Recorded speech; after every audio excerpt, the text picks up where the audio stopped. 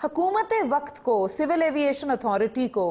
12 مہینے گزر جانے کے بعد اس انکوائری رپورٹ میں آخر ایسی کیا کمپلیکیشن ہے کہ وہ ابھی تک سامنے نہیں آ رہی؟ حکومت کی سبکی ہونی ہے، حکومت پر پریشر بڑھنا ہے، لوائقین کی طرف سے بھی، میڈیا بھی شور کرے گا، ٹیلی ویژن چینلز بھی شور کریں گے، پریس میں بھی ایڈیٹوریلز آئیں گے کہ یہ انکمپیٹنٹ گورنمنٹ ریگولیٹ نہیں کر رہی۔ میں یہاں پہ شاید یہ سوال آتا ہے، آپ نے کہا کہ ایک پائلٹ کا بھی، یہ ساری تو اس طرح کی باتیں ہیں کہ جو ہم سب غالباً جسے کہیے کہ تھیورائز کر رہے ہیں کہ ایسے ہوا ہوگا شاید۔ یہ بتائیے کہ جو اس وقت ہماری اکوپمنٹ کی صورتحال ہے، ہمارے جو بھی سول ایویشن جن کو یوز کرتی ہے یا جو ہماری ایئر لائنز یوز کرتی ہیں یا جو ہمارے ہیومن ریسورسز ہیں یا سسٹمز ان پلیس ہیں، سیفٹی سیکیورٹی کے سسٹمز، آفٹر آل ہمیں پی آئی اے کے اندر بھی بہت سارے اس طرح کے مسائل،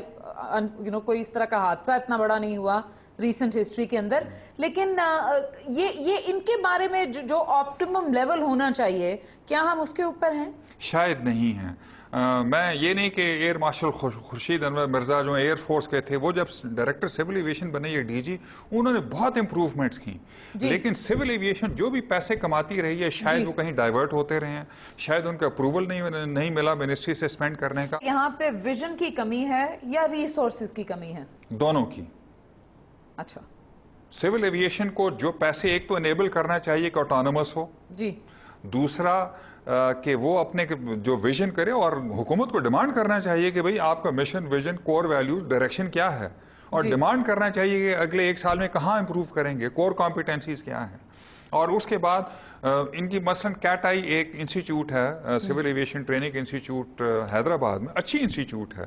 اس کو ریویو کرنے کی ضرورت ہے کہ کیپیسٹی بلڈنگ کیسے کرنی ہے، لوگوں میں بلیف ہونا چاہیے۔ اب یہاں پہ اگر مس میچ ہوا ہے، کوارڈینیشن نہیں ہوئی ٹاور کے درمیان، جہاز کے درمیان اور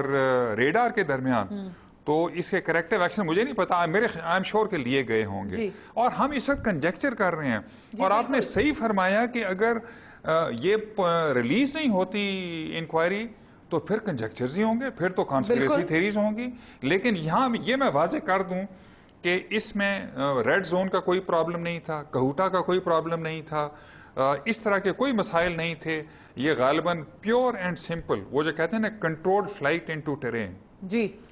موسم میں ہوا ہے کہ 0 پوائنٹ کے بعد وہ سیدھا گیا جہاز، جب انہوں نے ریئلائز کیا ہے اٹ واز ٹو لیٹ۔ ناظرین، یہ انفارچونیٹ ہے کہ 1 سال گزرنے کے باوجود ہم صرف کنجیکچرز میں بات کر رہے ہیں، مفروضوں میں بات کر رہے ہیں کہ 28 جولائی 2010 کو ہونے والا سانحہ آخر کیسے ہوا، اس کی ذمہ داری کس پہ عائد ہوتی ہے۔ جب تک حکومت وقت، civil aviation authority, ministry of defence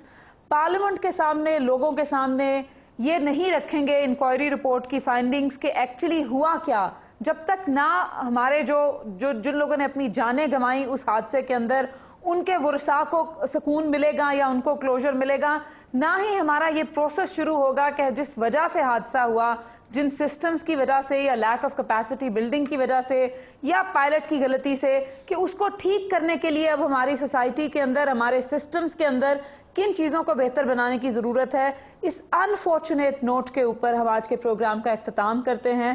اللہ حافظ۔